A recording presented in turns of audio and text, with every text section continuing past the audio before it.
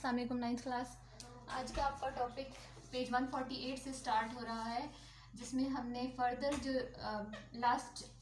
Reactions रह गए थे हेलोजेंस के वो दिखने हैं। तो सबसे पहले आपकी हेडिंग है the reaction of halogen with hydrogen gas. तो अगर हम रिएक्टिविटी का ऑर्डर देखें तो fluorine is most reactive, chlorine is lesser reactive than fluorine, bromine is lesser reactive with the lesser reactive than the chlorine, और iodine is the least reactive member of this family। ठीक है। और इसके अलावा अगर हम एक और चीज़ अपने जहन में रखें तो कोई केमिकल रिएक्शन होने के लिए किस किस चीज़ की ज़रूरत है? रिएक्टेंट्स रिएक्टिव होने चाहिए, यानी रिएक्टेंट्स को एक दूसरे के साथ रिएक्ट करना चाहिए। अगर तो वो सेल्फ सफिशिएंट नहीं है, मतलब वो खुद से वो रिएक्शन नहीं कर सकते, तो उनके लिए ज़रूरी है कि हम उस रिएक्शन को कैरी कराने के लिए कोई एक्सटर्नली उनको फोर्स कर सकते हैं, एक्सटर्नली उनको हेल्प प्रोवाइड कर सकते हैं। वो कैसे? By providing the high temperature, ठीक है, या फिर by providing the high pressure, ठीक। उसके अलावा by providing them the light energy, sunlight energy, ठीक है।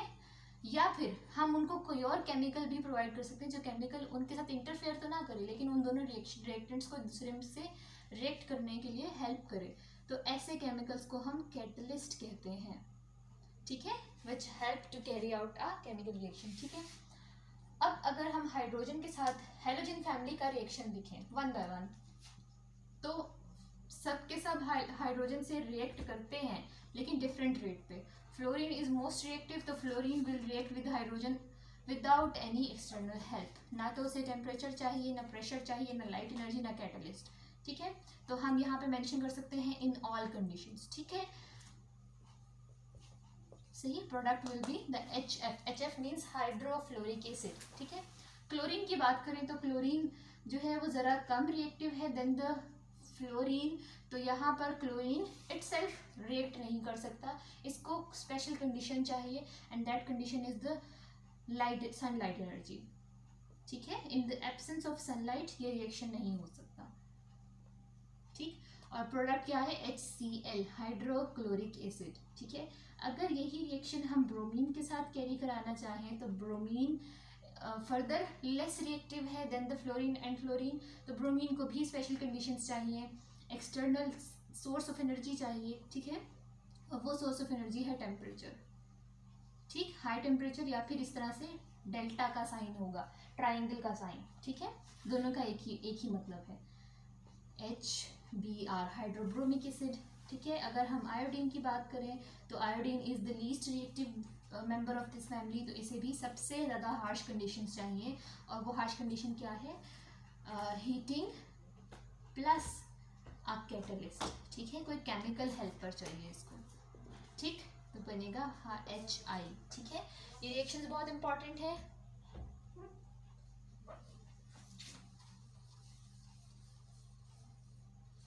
ठीक, अगर हम नेक्स्ट हेडिंग देखें तो वो भी बिल्कुल ऐसा ही कुछ रिएक्शन है, लेकिन वो है वाटर के साथ इस फैमिली के मेंबर्स की रिएक्टिविटी, ठीक है।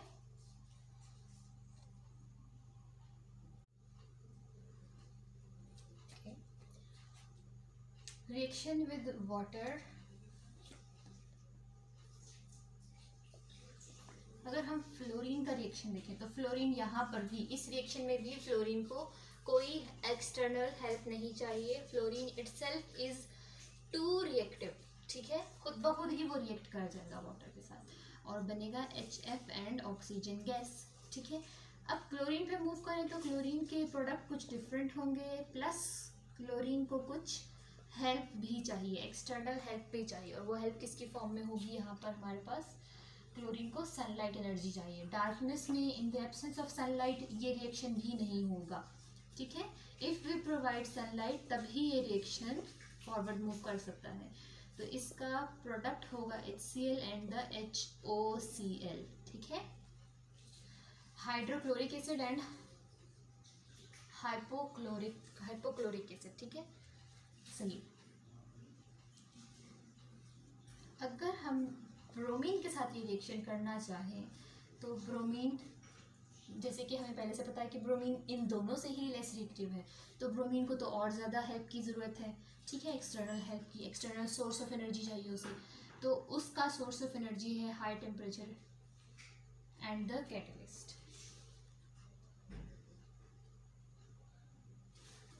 जस्ट हाई टेम्परेचर, ठीक है। डेल्टा क्या मतलब है? डेल्टा का मतलब है हीटिंग, ठीक। और प्रोडक्ट होगा HBr एंड HOBr, ठीक है। जस्ट HF और ऑक्सीजन ये एक डिफरेंट प्रोडक्ट है, बाकी तो सबके सेम ही होते हैं, ठीक है। Chlorine, bromine, iodine, and iodine never reacts with water, ठीक है। ऐसे आपने क्रॉस लगा देना या फिर यहाँ लिखना है नो रिएक्शन, ठीक।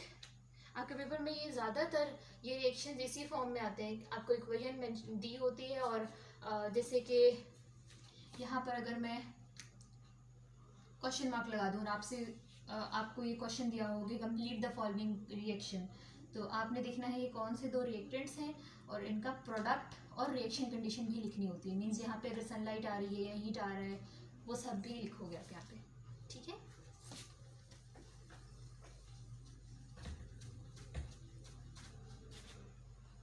नेक्स्ट रिएक्शन है मीथेन के साथ CH4, ठीक है। CH4 को हम मीथेन कहते हैं, ठीक।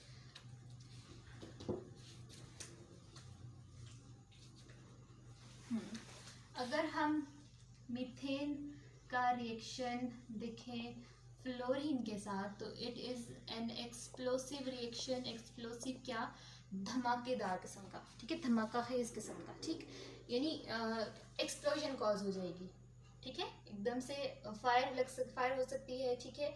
एक्सप्लोड हो जाएगा वो जो भी हमारा, जैसे अगर हम टेस्ट ट्यूब में रिएक्शन कर रहे हैं तो वो एक्सप्लोड हो जाएगी, ठीक है। क्यों? क्योंकि fluorine is too much reactive, ठीक है। उसके बाद अगर हम CH4 का रिएक्शन देखें क्लोरीन के साथ, तो क्लोरीन के साथ हमें इसका रिएक्शन डिफरेंट कंडीशन में डिफरेंट रिएक्शन इसका मिल सकता है। फॉर एग्जांपल अगर हम डार्कनेस में देखें इसका रिएक्शन, यानी in the absence of sunlight energy, तो it will never react with methane, ठीक है। क्लोरीन कभी भी मीथेन से डार्कनेस में रिएक्ट नहीं करेगा, सही।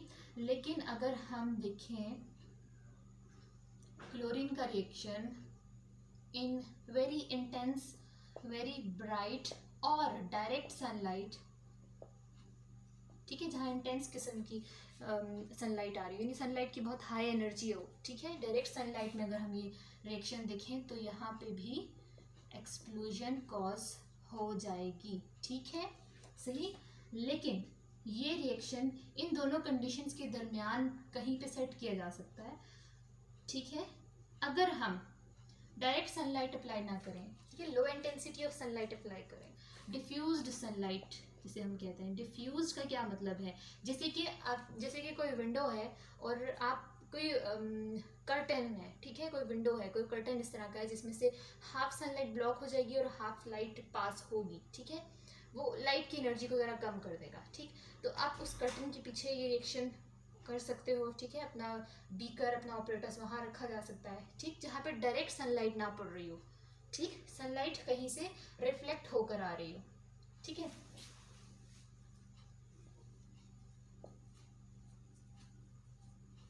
तो तब ये रिएक्शन कैसे होगा? बहुत सारे हमें डिफरेंट प्रोडक्ट्स मिलेंगे। अब आपने कैसे याद रखने हैं ये प्रोडक्ट्स? CH4 है ना, ठीक है। इस C के साथ 4 हाइड्रोजन है, कार्बन के साथ 4 हाइड्रोजन है। एक एक हाइड्रोजन आप 1 बाय 1 उतार दो, उसकी जगह पे क्लोरीन लगा दो, ठीक है। CH3, मैंने यही कहा ना, एक हाइड्रोजन मैंने रिमूव कर दिया, एक क्लोरीन लगा देती हूँ साथ में, एक ये प्रोडक्ट हो गया, सही, ठीक। उसके बाद अब मुझे 2 उतारने हैं यहाँ से, CH2, और 2 उतारे हैं तो 2 ही क्लोरीन लगाने हैं, तो Cl2, ठीक है।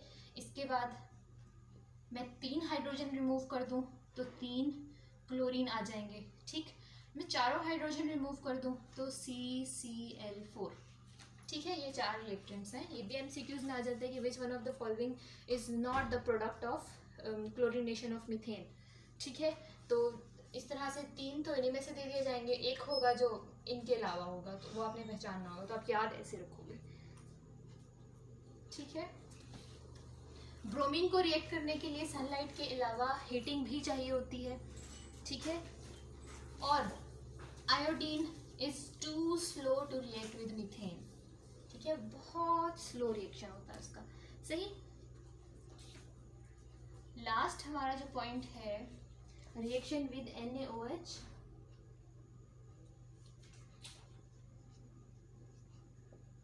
Sodium hydroxide. तो यहाँ पे भी हम देखते हैं कि सोडियम हाइड्रोक्साइड, आपके कोर्स में क्लोरीन के साथ इसका रिएक्शन गिवन है। तो अगर हम लेस अमाउंट, अगर हम आप जैसे समटाइम्स अगर हम शरबत बनाते हैं तो हम उसके अंदर कभी हम जैसे अगर सपोज,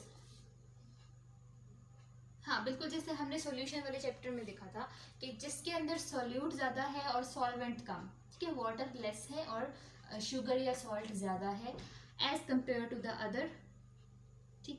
अगर इसमें अगर मैं कहूँ कि NaOH is dissolved in CCl4 इसका सॉल्वेंट है, ठीक है, तो सही, दोनों में मैंने CCl4 सॉल्वेंट लिया है, लेकिन इसमें मैंने NaOH डाला है 2 ग्राम, ठीक, 2 ग्राम NaOH मैंने ऐड कर दिया, लेकिन इसमें मैंने 4 ग्राम NaOH ऐड किया है। Which one is diluted, which one is concentrated? Concentrated कौन सा वाला होता है? वो सॉल्यूशन जिसमें सोल्यूट की अमाउंट दूसरे से ज़्यादा है, ठीक है। तो यहाँ पे सोल्यूट की अमाउंट किस में ज़्यादा है? द सेकेंड वन जिसमें मैंने NaOH ज़्यादा डाला है। तो आप यहाँ पे 2 कंडीशंस देखोगे, अगर हम NaOH का कॉन्सेंट्रेटेड सॉल्यूशन लेते हैं तो वो किसी और तरह से प्रोडक्ट बनाएगा जब वो क्लोरीन के साथ रिएक्ट करेगा, लेकिन अगर हम उसका डाइल्यूट सॉल्यूशन लेते हैं तो वो कुछ और तरह से रिएक्शन देगा, ठीक है। तो ये चीज़ हमें याद रखनी है, dilute solution of NaOH means less amount of NaOH, ठीक है। Concentrated solution of NaOH means more amount of NaOH, ठीक है। तो when the dilute NaOH, dilute को जब मेंशन करना होता है तो DIL डॉट और आगे उसका फॉर्मूला, ठीक है, ऐसे लिख सकते हैं इसको। क्लोरीन के साथ रिएक्ट करता है तो हमें प्रोडक्ट्स मिलते हैं NaCl, NaOCl, बिल्कुल जैसे हाइड्रोजन के साथ रिएक्ट हो रहा था, HCl बन रहा था और HOCl बन रहा था, तो बिल्कुल ऐसे ही NaCl एंड NaOCl। तो यहाँ पे जो OCl जब किसी के साथ अटैच होता है तो हम उसे हाइपोक्लोराइट कहते हैं, ठीक है। तो ये हो जाएगा सोडियम हाइपोक्लोराइट T, ठीक है, D नहीं, T, ठीक। इसके अलावा क्या प्रोडक्ट बन रहा है हमारे पास? वाटर, सही। लेकिन अगर हमारे पास NaOH कॉन्सेंट्रेटेड गिवन है तो with concentrated NaOH chlorine will give sodium chloride, तो सेम रहेगा, ठीक है। वाटर भी सेम रहेगा, लेकिन ये जो प्रोडक्ट है ये वाला ये चेंज हो जाएगा, ये हो जाएगा NaClO3, ठीक है। इसे हम कहते हैं सोडियम क्लोरेट। ये जो ClO3 है दैट इज क्लोरेट। याद कैसे रखोगे? यहाँ पर आ रहा है OCl, ठीक है, तो इसलिए हाइपोक्लोराइट, ठीक है, मतलब Cl बाद में है ना, तो इसलिए क्लोराइट नेम बाद में आया, पहले कुछ और वर्ड है, ठीक। लेकिन यहाँ आ रहा है Cl पहले और O बाद में, ठीक है। तो इसको ClO3 को कैसे याद रखोगे? पहले क्लोरीन आ गया तो पहले क्लोरीन का नाम आना चाहिए ना, तो सोडियम क्लोरेट, ठीक है।